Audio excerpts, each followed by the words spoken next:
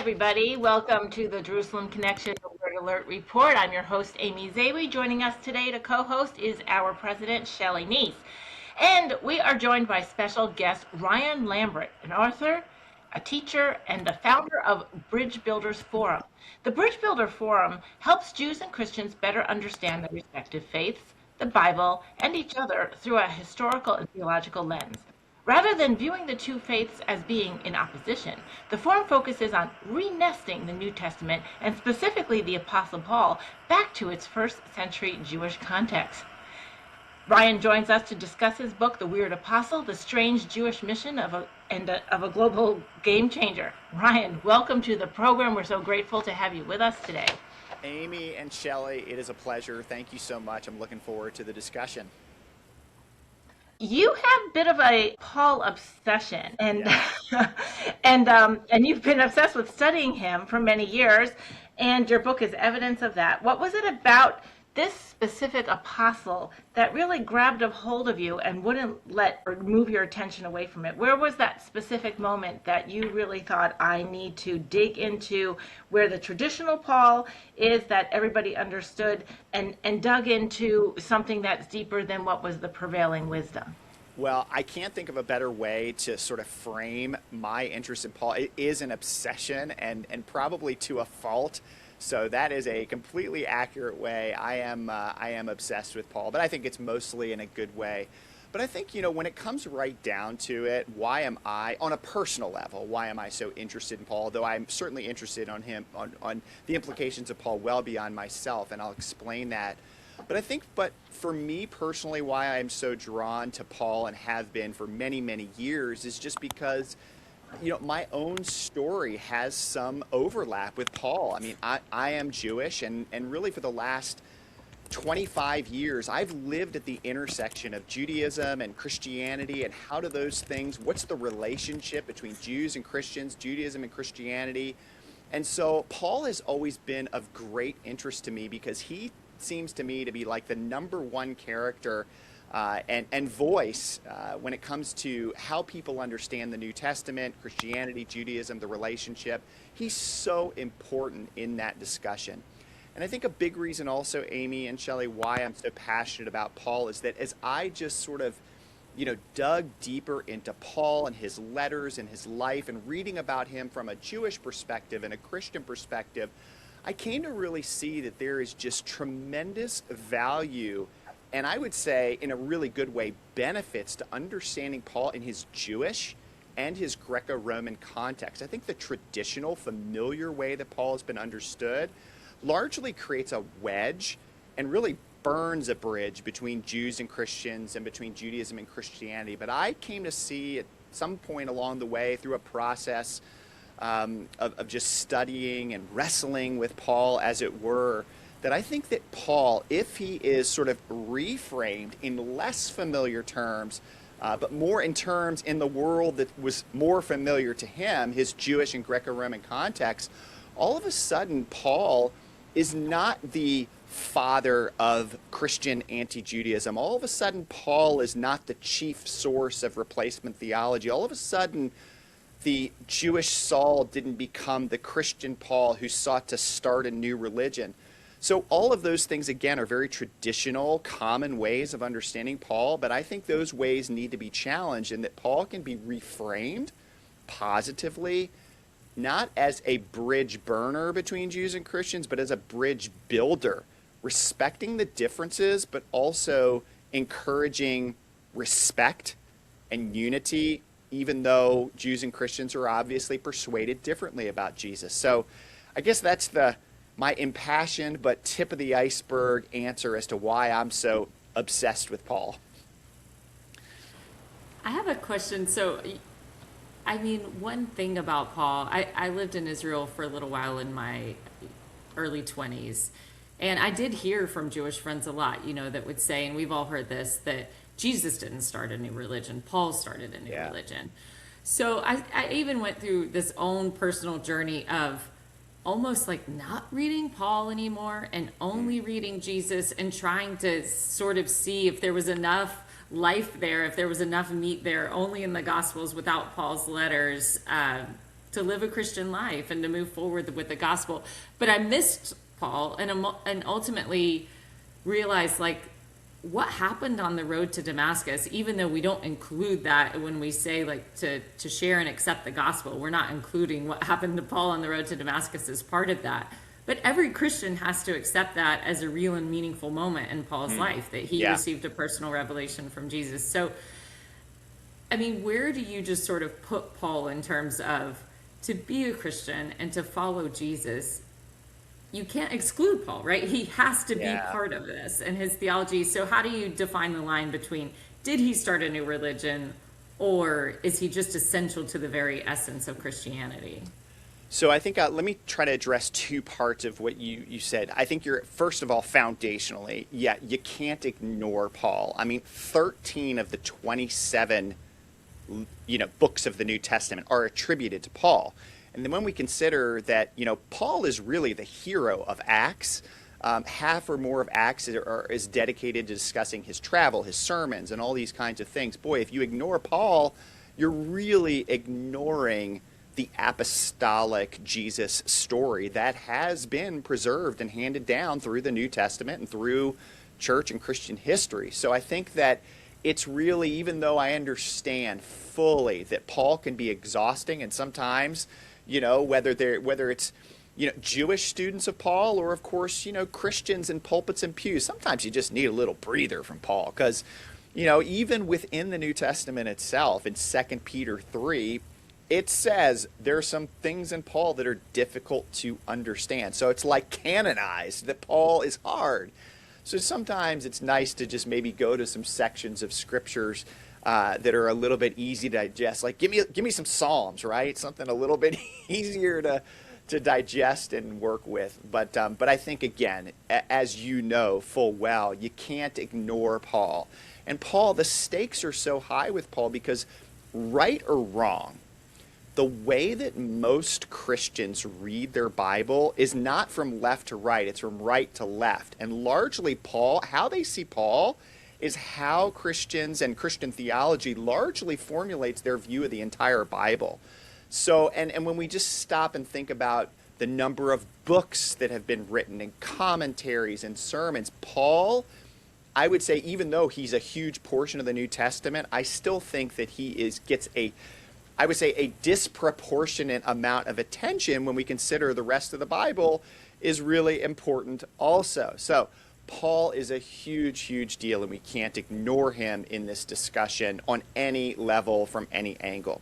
So that's the first thing. The second thing is, you brought up the Damascus Road, and that's a really significant, I would say, maybe threshold or watershed concept that's really important in this discussion about how do we understand Paul in relation to Judaism, in relation to Christianity, and certainly even with modern implications for Jewish-Christian relations.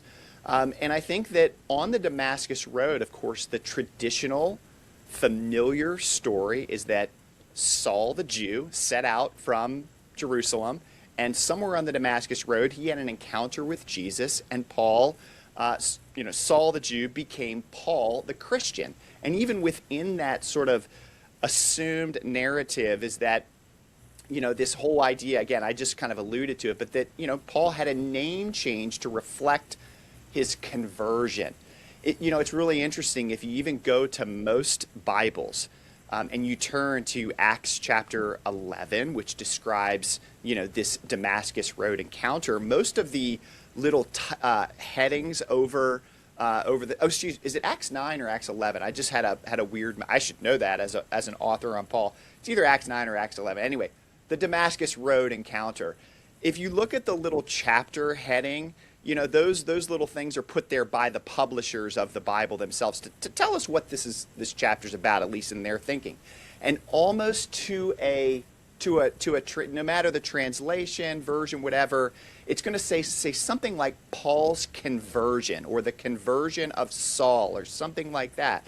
So it's already assumed with that word that Saul went through a conversion and became Paul. And with that, he went from Judaism, which was a dead, bankrupt, empty, spiritually devoid religion, and he joined something new that essentially replaced the old dead religion. And I would say that's a huge, huge, very problematic narrative that needs to be challenged. First of all, the word conversion appears nowhere in that chapter. And I would say that a better way of understanding what took place on the Damascus Road is that Saul received a new vocation, but not a new religion. The way that the great theologian from the 1960s and 70s, Christer Stendahl, he was the Bishop of Stockholm, put it. He said, Saul was called, but not converted. There's no question on the Damascus Road something massive happened to Paul. I mean, he became persuaded that Jesus was the Messiah and that the end of the ages that the prophets talked about, that clock started ticking and that changed everything. But that was a conviction. That was an idea and a change for him that very much was taking place within a Jewish way of seeing the world. And I would say that was, for Paul at least, happening as a within Judaism encounter. But again, that's not the way the story is typically told. And it even, again, is reinforced in our Bibles when we see that word conversion. Because when we think conversion, we think he went from Judaism to Christianity. And I would say what that does, the implications of that, is that creates this sense of this polarization that Judaism and Christianity are that there was intended to be a split and a parting of the ways. Of course, historically, that is what happened, but I just don't think that was what Paul was necessarily. I don't think that's how he understood his experience of the Damascus Road, or even what he or the other apostles intended. And I appreciate that perspective because I haven't studied that aspect of Paul the way you have in that scholarly fashion and crafted a book out of it and a whole industry. But intuitively, I have always felt that Paul has been misunderstood and misrepresented from the pulpit. And I don't necessarily blame all the preachers because this is what they learned in seminary, right? And I always thought that misunderstanding of Paul and I never thought he was converted either. I always thought that was a strange word. I always thought it was, like you said, a calling or a revelation, so to speak. And it was a matter of taking Judaism and fulfilling it. And so that to me leads to a lot of also misunderstanding about, for example, the Torah and the Jews of the first century who did follow Jesus and the way, so to speak, their continuation with the Torah. And all these misunderstandings and these schisms led to, of course, that polarization that you just mentioned. But it also, in my opinion, and you can elaborate or correct me, contributed to the root of the anti-Semitism that flourished, at least in Europe, and in 1900 years, culminated with the Holocaust happening in a Christian nation on a Christian continent.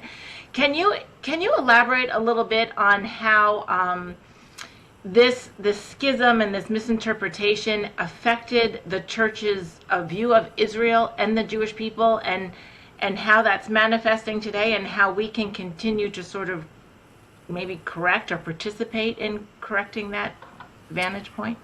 Yeah, no, Amy, that's a huge question, and you're absolutely right that, I mean, starting very early on, and I think even in the New Testament itself, there's indication that there was this sense of replacement theology and supersessionism that Paul was perhaps even aware of and seeking to address in his letter to the Romans.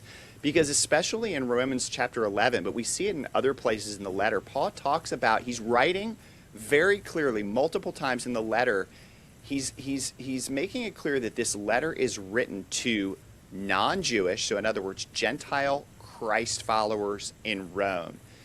And I think at the end of the day, Paul addresses a lot of issues in Romans, but ultimately what he was seeking to address with that, of course, we can't overstate the significance of Romans and how it has helped to shape and form Christian theology, practice, and so forth. But I think at the end of the day, Paul was writing that letter because he had heard, and remember, he hadn't been to Rome, so he was writing to a community he had not yet met, but he had heard that there was an arrogance that was brewing.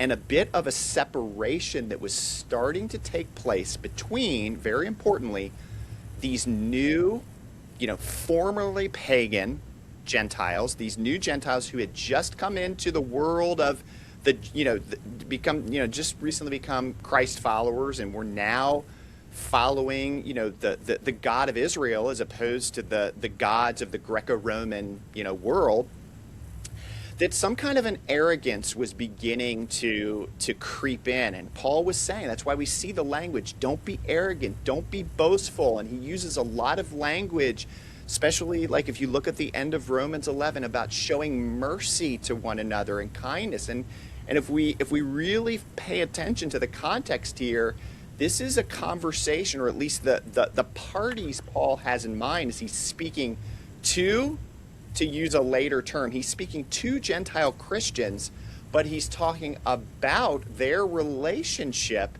to the broader Jewish community.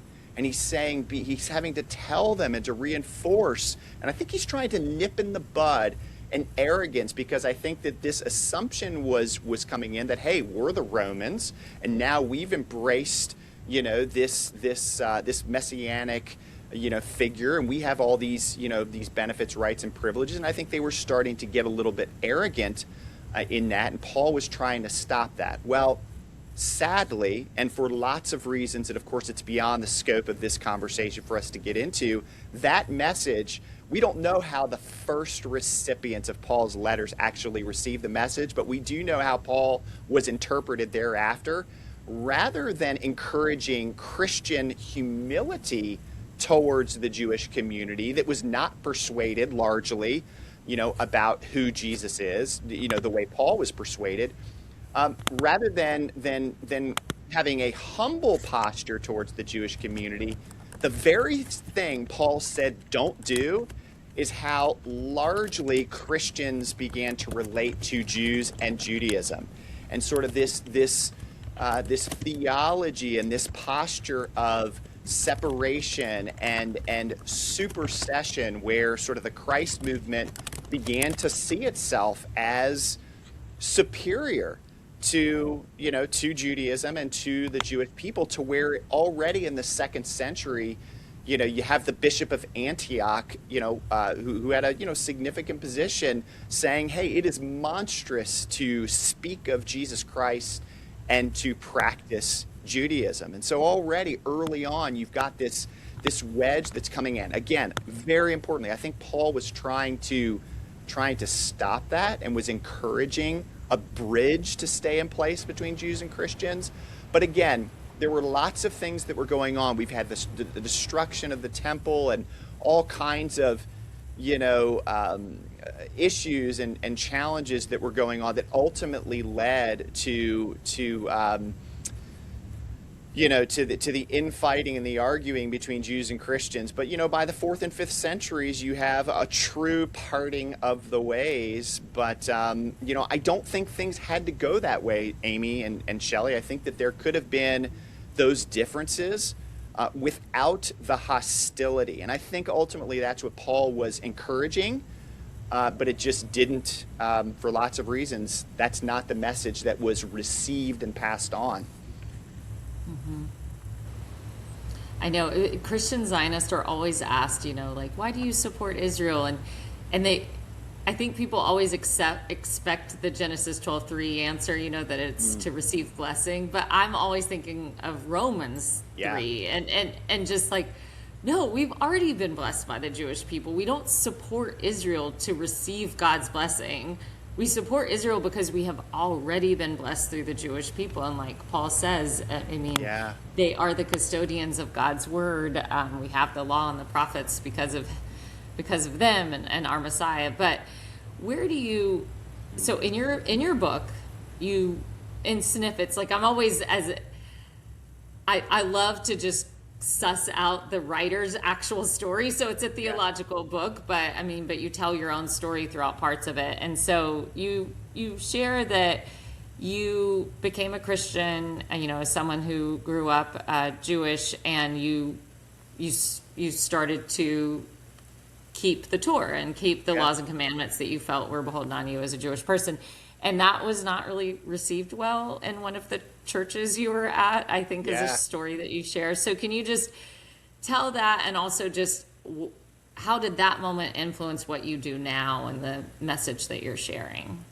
Yeah, no, that's a great question. And I think something that you alluded to already is that a lot of the viewpoints on both the Jewish and Christian, sides of this discussion, or whether we talk about the bridge, whatever metaphor we want to use, so much of this is not, so much of it is just what's inherited, right? So much of it is not because, there's anti-Semitism. I mean, there certainly is plenty of anti-Semitism in our world, but when we're talking about, in particular, viewpoints on Paul and replacement theology and concepts and ideas and ways of understanding the Bible that sort of reinforce this division between Jews and Christians. A lot of that is just what's been inherited from generation to generation, and I think that's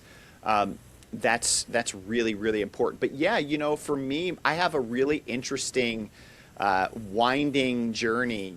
As I said, I am Jewish, and like right now, my wife and I both are part of an Orthodox Jewish community, and we're very much part of the Jewish community, though we, of course, maintain our allegiance to Jesus as well. And Jesus has been a huge part of our journey. The way I like to put it is that Jesus brought me back to Judaism and back to the Torah. But that was a tough process because, as you alluded to, especially, things over time, there's been things are, I would say, more people are becoming aware of the Jewishness of Jesus, the Jewishness of Paul, and so forth. But, the story you're alluding to is that, yeah, I was actually it was about 20 years ago, I was declined membership in a church because as a Jew who believed in Jesus, I, continued to want to observe the Torah and to,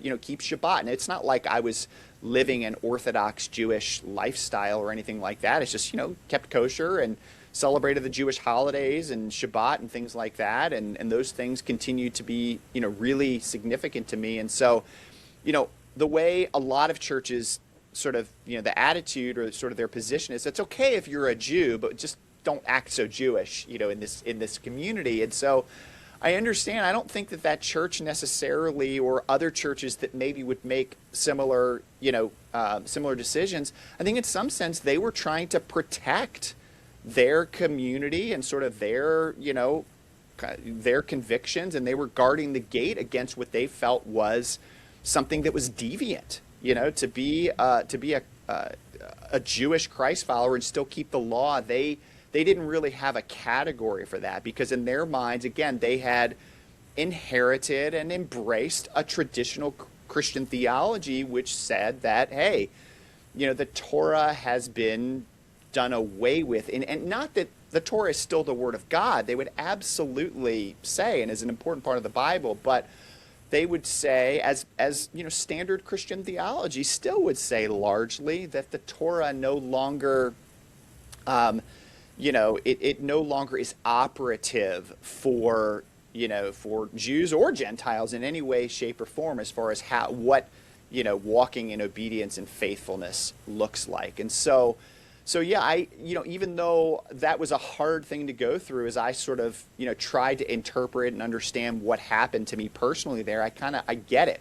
But the good thing is that a lot of churches are changing. A lot of churches are, at least from a theological standpoint, are starting to say, hey, wait a second, maybe some of these assumptions need to be challenged a little bit. And didn't Jesus say, I didn't come to abolish the law or the prophets, I did not come to abolish, but to fulfill them.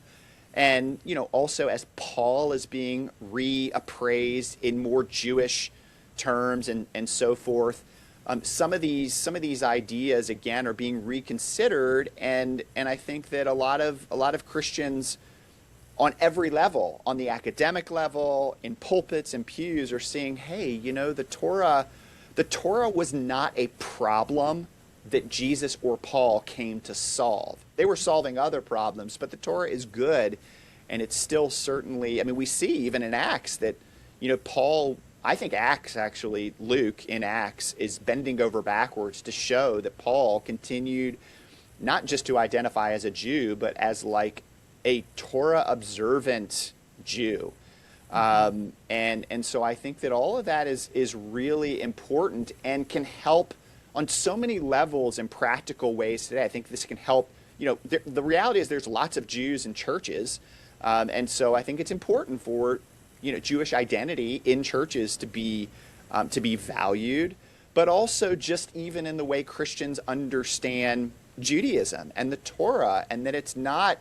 It's not the New Testament doesn't frame the Torah as something that needed as a problem that needed to be done away with. And so these are all really important issues that again are being rethought in our times, I would say in some really exciting ways. And there's lots of implications here regarding all these levels of relationships. Ryan, thank you for sharing that, and I encourage everybody to go out and get the book, The Weird Apostle: The Strange Jewish Mission of a Global Game Changer. For the reader, Ryan, let me end our time together since it's running short. For the reader who is starting to get convicted and think, wow, have I been looking at this all wrong? Am I misunderstanding Paul?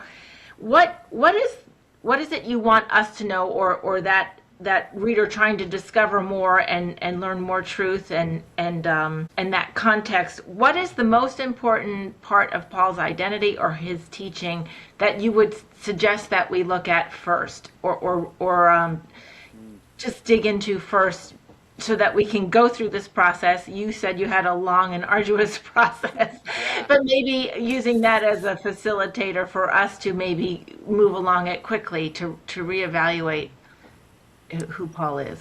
Yeah. Oh gosh, how do I answer that? I mean, obviously, there's at the end of the day, I think Paul was, he was wholeheartedly persuaded that God had ushered that the new era that the prophets spoke of, where the whole world will come to worship the God of Israel, that day had started. And so I think Paul wanted, but I think Paul, within that conviction that God was doing something special through Jesus to bring a relationship and to bring to basically to expand the family of God. I think that's ultimately what Paul, because he uses the terms sons and daughters and holy ones, and he talks a lot about Abraham and all these kinds of things. And I think for Paul, he was convicted that Jesus ushered in a new day and made it possible for the vision of the prophets, where Jews and Gentiles can respect their differences, but also lock arms together.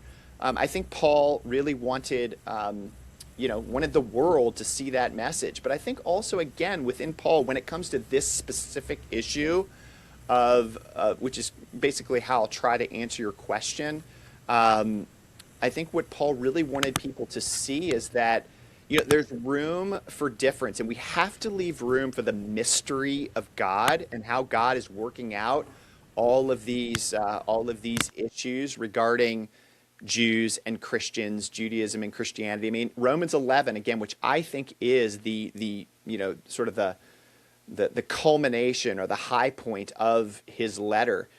It's interesting, after all the theological things Paul says and all the things he affirms to make it clear that God still, he says the Jewish people are beloved and the gifts and calling of God are irrevocable. And yes, they've stumbled, but they haven't fallen. They're bent, but they're not broken. All these concepts.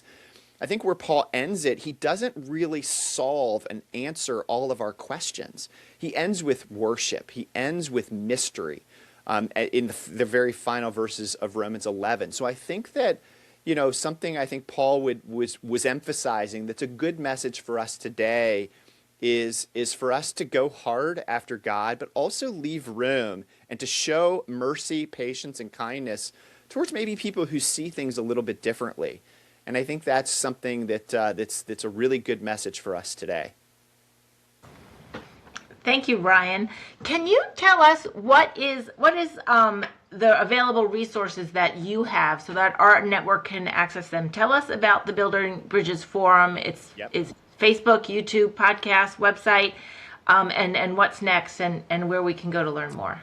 Absolutely, yes. Thank you so much, Amy. So I would encourage folks to go to my website or our organization's website, bridgebuildersforum.com. You can also find us on YouTube. So sort of the front porch of our organization is our podcast. We have, we're on Apple and Spotify and so forth, but we also have the video version on YouTube as well. And so there's lots of content there where I interview and have discussions like this with Jewish guests, Christian guests, where I do a lot of stuff on Paul. And really the goal, as you said at the beginning, is to help both Jews and Christians better understand their faith, the Bible, and each other. Sort of our signature initiative is something called the Olive Tree Campaign, which is a response to just the recent rise in anti-Semitism. And it's really the Olive Tree Campaign is designed to help the Christians in our audience in particular to understand, like, what does it really mean to be a Christian who stands with the Jewish people? Because it's not enough anymore to say, oh, I stand with Israel. That's really important, right? But because of the way even Christian Zionism and support for Israel from Christians is under attack, I think it's becoming increasingly important for Christians to have really solid answers. So we've designed this campaign that's built around these 10 affirmations for Christians who want to stand with the Jewish people. So they can find that on our website. And then, of course, you can find my book, The Weird Apostle, on Amazon as well. Excellent, excellent. Ladies and gentlemen, Ryan Lambert, Bridge Builders Forum, and the Weird Apostle author. Thank you for your time today. We're so appreciative of all that you do. We hope you can have the opportunity to come on again and talk about some more of these concepts a little bit more in depth. We could probably spend hours picking your brain. Oh, yeah. We're just getting started. No, thank you, Amy. Thank you, Shelley. And I appreciate all you guys do as well. And thanks for having me. Of course, Ryan. Thank you so much. Shavua Tov. If you enjoy these conversations, please visit us at www.thejerusalemconnection.us. Find all our podcasts on YouTube or wherever you listen to your favorite podcast program. Follow us on social media, subscribe, like, and share our content to reach the broadest audience.